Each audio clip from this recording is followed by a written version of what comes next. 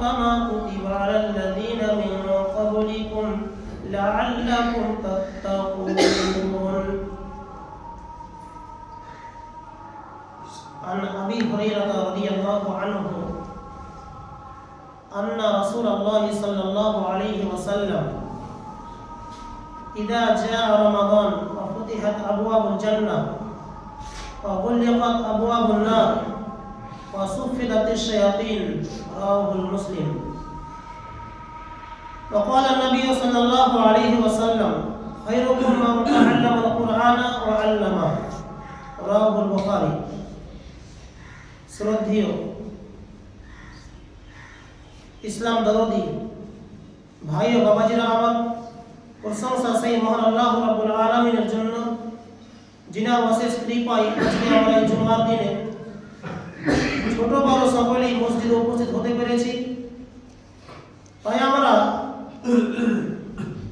সেই মহান আল্লাহর দরবারে আপনি ছোট্ট করে শুকরিয়া জ্ঞাপন করি। সকলে বলুন আলহামদুলিল্লাহ। তিনার পরে পরে তিনার বিশ্বনবী রাহমাতুল আলামিন তাজদার মাদানী আহমদ মুস্তাফা জনাবে মুহাম্মদ রাসূলুল্লাহ সাল্লাল্লাহু আলাইহি ওয়াসাল্লামের প্রতি সহস্র কোটি দরুদ ও সালাম নাযিল হোক, আমিন। আল্লাহুম্মা সাল্লি আলাইহি ওয়া বারিক আলাইহি। আজ আমি আপনাদের সামনে যে বিষয়টি নিয়ে আলোচনা করব সেটি হচ্ছে রমাদান ও কোরআন। আমি আমার অল্প সময়ে এটাকে শেষ করার চেষ্টা করব ইনশাআল্লাহ, ওয়া মা তাওফীকি ইল্লা বিল্লাহ। সিয়াম তথা রোজা যে আমরা প্রত্যেক বছরের নাই, এই বছরেও যে রমজান মাসটাকে পেতে চলেছি, এই রমজানের মাহাত্ম্য কি, রমজানের গুরুত্বটা কি, আর যে আল্লাহ সুবহানাহু ওয়া তাআলার পক্ষ থেকে আমরা পবিত্র গ্রন্থ পাক তথা আল কোরআন আমরা পেয়েছি, সেই কোরআন আমাদের জন্য কতটা ফজিলতপূর্ণ, কাল কিয়ামতের দিনে এই কোরআন আমাদের কতটা সহযোগিতা করতে পারবে, এই নিয়ে আমি আমার বক্তব্য দিতে চাই ইনশাআল্লাহ, ওয়া মা তাওফীকি ইল্লা বিল্লাহ। এই রমজান সিয়াম এটা একটা বরকতের মাস, এটা একটা রহমতের মাস, এটা একটা দয়ার মাস, ক্ষমার মাস। আমরা অনেকে শুনে এসেছি বাপদাদার কাল থেকে যে এই 30টা রোজা, 10টা রোজা হয় ক্ষমার, 10টা রোজা হয় রহমতের, 10টা রোজা হয় বরকতের। এটা মিথ্যা। কাজেই এই 30টা রোজা পুরো মাসটাই বরকতের মাস, পুরো মাসটা হচ্ছে রহমতের, পুরো মাসটা হচ্ছে ক্ষমার মাস। কাজেই আজকে যদি আমরা এই মাসটাকে অবহেলা করে, কোনো কারণ দেখিয়ে, অজুহাত দেখিয়ে এই রমজান মাসটাকে আমরা ছেড়ে দিই, তাহলে বরকত থেকে বঞ্চিত হব, রহমত থেকে বঞ্চিত হব, মাগফিরাত থেকে বঞ্চিত হব। কাজেই আল্লাহ যেন আমাদের প্রত্যেককে এই রমজান মাসের সিয়াম তথা রোজা পালন করার তৌফিক দান করেন, আমিন। তার পাশাপাশি এই রমজান মাসে যেন আমরা কোরআনকে বেশি গুরুত্ব দিতে পারি, এই কোরআন বেশি তেলাওয়াত করতে পারি, এই কোরআনকে বেশি মর্যাদা দিতে পারি। আল্লাহ আমাদেরকে তৌফিক দান করেন, আমিন। তো বলছিলাম, আল্লাহ সুবহানাহু ওয়া তাআলা বলছেন পবিত্র গ্রন্থ পাকের সূরা বাকারার 183 নম্বর আয়াতে, ইয়া আইয়ুহাল্লাযীনা আমানু, এখানে শুধুমাত্র ঈমানদারদেরকে সম্বোধন করে আল্লাহ সুবহানাহু ওয়া তাআলা বলেছেন, যারা আমাকে বিশ্বাস করেছো, যারা আমাকে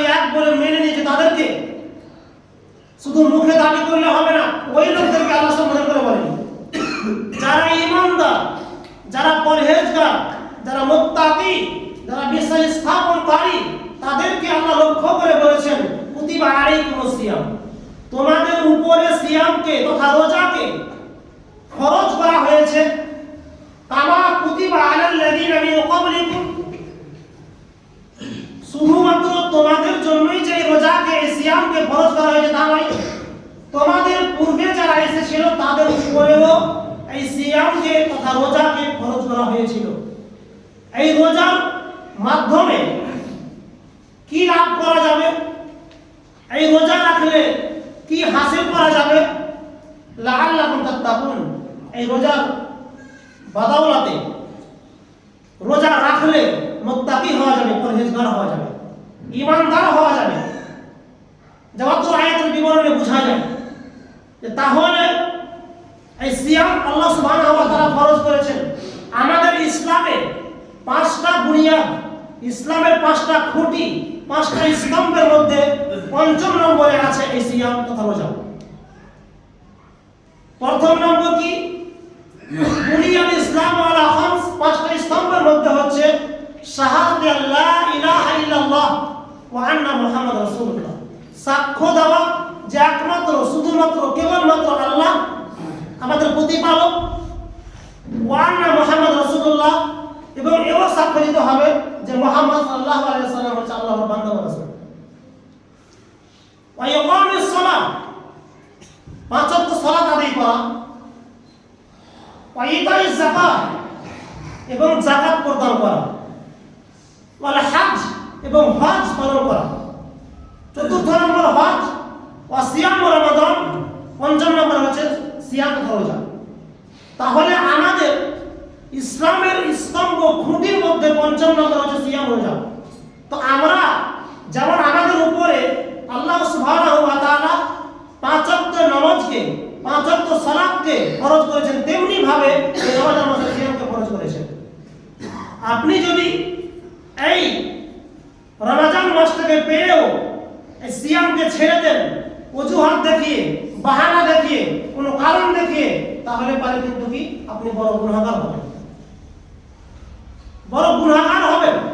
কাজেই আপনার আগা থেকে সিয়ামের মাস চলে আসছে, এখন থেকেই আপনাকে আল্লাহর কাছে তৌফিক চাইতে হবে, আল্লাহকে বলতে হবে আল্লাহ আমি যেন রমজান মাসটাকে, পুরো মাসটাকে সুস্থভাবে পেয়ে যাই, আর যে কিয়াম তথা তারাবি আছে একটা যেন না ছুটে যায়, আল্লাহ আপনি আমাকে তৌফিক দান করুন। আমাদেরকে চাইতে হবে এই রমজানের পাশাপাশি তারাবির সালাত আদায় করতে হবে, এটা একটা গুরুত্বপূর্ণ।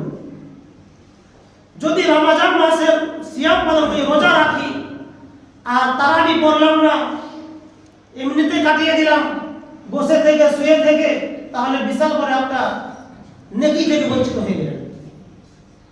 গুনাহ থেকে যে আপনাকে রক্ষা করবে এটাতে আপনি বাঁচতে পারলেন। তাহলে রমজানের মাসের পাশাপাশি এই তারাবিকে গুরুত্ব দিতে হবে। এই মাসটা হচ্ছে নেকি অর্জনের মাস। শয়তানের বিরুদ্ধে যুদ্ধ করার সবচেয়ে বড় হচ্ছে এই সিয়ামের মাস, রমজান মাস। শয়তানের বিরুদ্ধে যখন করতে পারবেন এই সিয়ামের বদৌলতে, সিয়ামের মাধ্যমে একটা মানুষ দেখবেন যদি সিয়াম রাখে, রোজা থাকা অবস্থায় থাকে, তাহলে পারে সে একটু হলে আল্লাহকে ভয় করে। আচ্ছা দেখেন, আপনি রোজা আছেন, আপনাকে যদি কোনো মানুষ ভালো মন্দ এক প্যাকেট বিরিয়ানি নিয়ে এসে দেয়, আপনি এক মাস ধরে খাননি, আপনি খাবেন? খাবেন না। আপনার আগা দিকে সামনে দিকে আপনি প্লেট সাজিয়ে রেখেছেন, সমস্ত ফলমূলের আইটেম করে রেখেছেন, আপনার আল্লাহর অর্ডার ছাড়া আপনি খেতে পারছেন না। এটা আল্লাহর ভয়, এটা আল্লাহর ভয়। পাঁচ ওয়াক্ত নামাজ যদি মানুষ পড়ে, এটা লোক দেখানো হতে পারে। পাঁচ ওয়াক্ত নামাজ যদি পড়ে, এটা লোক দেখানো হতে পারে যে আমি যদি নামাজ না পড়তে যাই তাহলে মানুষ কি বলবে, থাকগা আজকে ফজরে ঘুমিয়ে আছি, এখন যাব না, জোহরে যাই মানুষ দেখতে পাবে আমি নামাজি, আসরে যাই আমি দেখতে পাবে আমি নামাজি। এই ক্ষেত্রে লোক দেখানো হতে পারে, অথচ লোক দেখানো ইবাদত করা শিরক। ওয়াফি হাদিস মান সাল্লা ইউরানি ফাকাদ আশরাকা, কেউ যদি লোক দেখানো সালাত আদায় করে, নামাজ পড়ে, তাহলে সে যেন শিরক করবে। এখন আপনি দেখেন নামাজ পড়ছেন, অনেকে নামাজ পড়ে হয়তো তার 2 মিনিটে শেষ হয়ে যায় নামাজ। যদি দেখে যে আমার পাশে একজন ভদ্রলোক দাঁড়িয়ে আছে বা বসে আছে, একজন ইমামদার পরে বসে আছে বা দাঁড়িয়ে আছে, তাহলে সে কি করে 2 মিনিটের নামাজটাকে সে 5 মিনিটে লাগিয়ে দেয়, লম্বা সিজদা করে, লম্বা রুকু করে। কেন? যে ওই লোকটা দেখছে আমাকে। এটা যদি আপনার মন মানসিকতা হয় তাহলে এটা শিরক। তো রোজা, সিয়াম এটা লোক দেখানো হয় না।